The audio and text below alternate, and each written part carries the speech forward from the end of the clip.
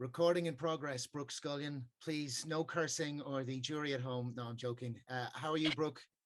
I'm excellent. I'm feeling, I just did the backup performance for the Eurovision, so I had a really good day.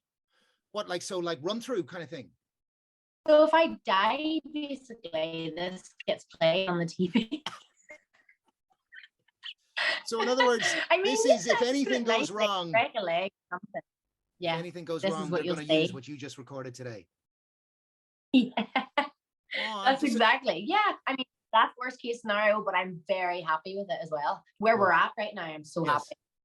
And in comparison to what we would have seen on the Late Late Show when you performed to be Ireland's representative in this year's Eurovision, is it night and day, or is it an improvement on what was already good? Night and day, I'm going to say. Yeah, 100%. Look, for the Late Late, it was like a 6x4 triangle stage, very small. This was a lot wider. There was like far more room. I have more dancers. I have a bigger production. I have a different costume. Everything's just up a level. For Eurovision, you have to realize the scale is just, well, I can't even grasp it. Like I can't even, everyone's saying to me, Brooke, you have to realize that the Eurovision is the biggest show, like song competition in the world, and you have to just elevate it. The stage is going to be massive. It's like a circle stage with a waterfall feature off the front, and then there's a big thing in the middle which rotates. And we got our graphics back yesterday, and everything's just starting to really sink in and feel real. I got like a wee bit emotional watching the Kanye West documentary last night, just because.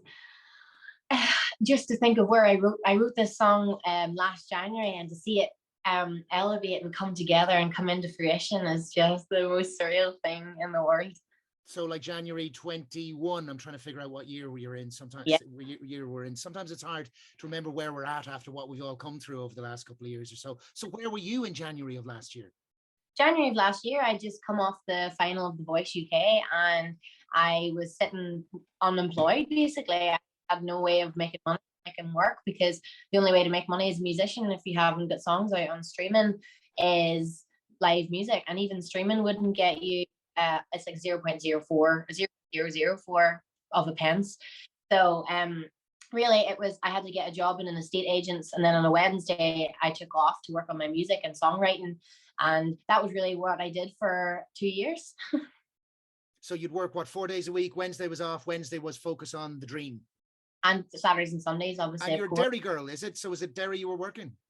Yes, sir. I was, well, do you know, actually, I worked in Antrim. I worked in the Mecateer Solutions, which was a Antrim-based estate agents. So I lived in Derry. I actually worked on Derry Girls and Game of Thrones, but that was way before the pandemic, obviously. So I've done loads of stuff. We went to uni.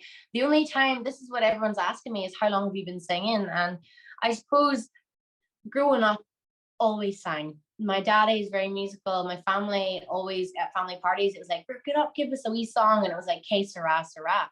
Never did I take it like really, really seriously in terms of whenever I went to the blind auditions for The Voice UK, I was sitting in a room with about 45 people, and everyone was saying, oh, I've done this and I've done that. And I really felt underqualified to be there.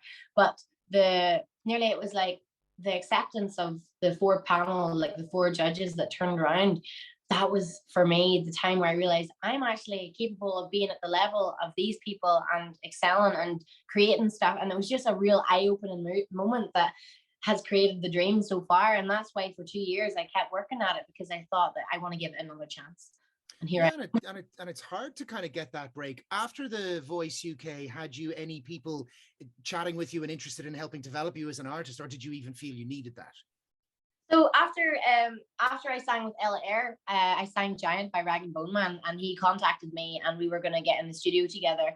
But it never happened because the way it worked out, I couldn't fly. It was lockdown, so that just hasn't happened. And then I just kept writing and writing over Zoom, sent songs off. So I've got That's Rich along with 3 other songs signed, licensed by V2, which is a Virgin record label. So they'll be ready to come straight out after the Eurovision, because this momentum, this building block, I've had this before and it hasn't came to anything because I wasn't ready. This time I've made sure that I'm ready, and if it doesn't work out, look, that's what's meant to be, but I feel like inside me that is what's going to happen. I feel like it's all a building block, and you have to keep, even if you plateau, don't go down, just stay there, work hard, and keep moving up. I don't want to end up into a conversation about the Kanye doc, but it is fascinating to watch him. I mean, you hear so much of the crazy stuff in recent years, or at least that's what we hear. And you just kind of think like, but you look at him and he just seems such a lovely, nice guy who worked so hard on his dream, who wasn't taken seriously because he produced beats as opposed to being a rapper. People kind of put him in that box and said, that's what you are. We don't see you as a rapper. And, you know, well, he took the world by storm on the College Dropout and continued, you know, and he's been just such a talking piece ever since then. But to see how humble he was and how nice and how, you know, how lovely his mother is and everything, you really feel from it. Like now I'm team Kanye in a way, despite there is some funny stuff that comes out from him, you know, but just a lovely guy, but the dream that he believed in so strongly and made manifest. So I presume that's a little bit of what you're identifying in that, is you're trying to manifest your dream. The thing I took away from it is never shut down an opportunity. The musical process of creating a song is all very similar, so I really related to that, and it was epic to watch it all come together. But merely his connection with his mother was the thing that made me emotional, and I took away the phrases that she said. It was like, don't become a giant looks in the mirror and sees nothing. Everyone sees the giant, but the giant doesn't see himself. And she said, you can still fly while your feet are firmly still on the ground. So it was I haven't finished it yet. Pharrell Williams had similar advice from too. Huh? When he played some of the music to Pharrell Williams' eyes widened and he was like, wow, this is amazing. But he said, listen to me. You are, well, I can't exactly say what he described him as, the SH1T, he said. But what you need to remember, you need to, you know, never believe that. Always keep the hunger that you have in you right now. Even when you blow up and everyone's telling you you're the hottest thing around, keep the humbleness and keep real and keep strong. So similar to the advice from his mother, Donda. Oh, Jesus. Apologies. No, you're fine. But yes, of course, the Eurovision is a massive stage, like 180 million people watch that. And that will be the most amazing experience ever. Chirinbi's taken over, like it's in Italy this year. My whole family's going. I feel the support of the country already, because the Late Late Show was a public vote, and to win the public vote, that meant more than anything, any of the other votes, because it's just gratification. Like it's affirmation that you're the right person for the job. And I do believe that I'll do everybody proud, hopefully get to the final. Well, what came across for me on the night was like you had a huge sense of confidence in yourself, and it oozed out of you. Maybe you weren't feeling that. Maybe you were absolutely bricking it. I don't know. No, I was definitely feeling the confidence, because I was so content in how much work I'd put into it and how hard you were. Everyone, nerves are normal. I was nervous, but it was a healthy nerve. It was a healthy nervous energy, because it was the fight that you wanted to do well. I didn't feel any nerves about the actual performance, because I knew the work that went in. It's like the saying, feel to prepare, prepare to feel. Like, it's just the way it is. So there's good nerves and bad nerves, essentially, but I didn't have any bad nerves on that night.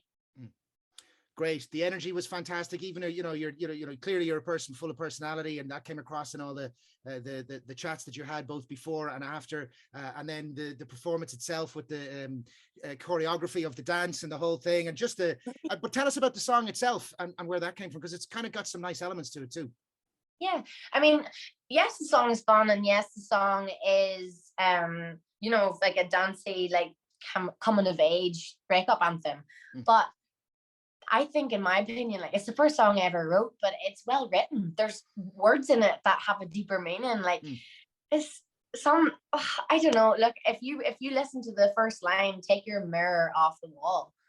It's funny, because sometimes you have to do it to yourself. Sometimes you have to do it like sometimes you just need to step back and think, just reassess yourself and treat everybody well. Like you should treat everybody with the same dignity that you hold for yourself. So don't, like, it's just don't get too big for your boots, and treat, like, it's about a relationship that wasn't respectful. So there's so many deeper meanings within it. And but there's a nice bit of like spice to it in a way, there's kind of a good luck, you can do that to somebody else, that's not going to fly with me. So I don't know, there's a feeling of, I don't like empowerment is too strong a word, but there's just a bit of a sense of attitude that I think is that you warm to and that you can connect with.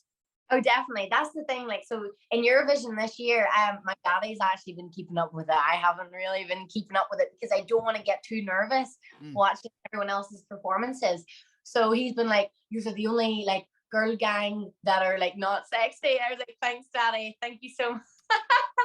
So basically, it's like the whole thing is you want to be in our gang. Dad, It's you're like, not the we're person not. to make that call. Yeah.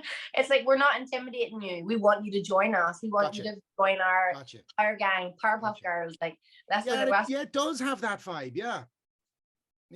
So that's what it's about.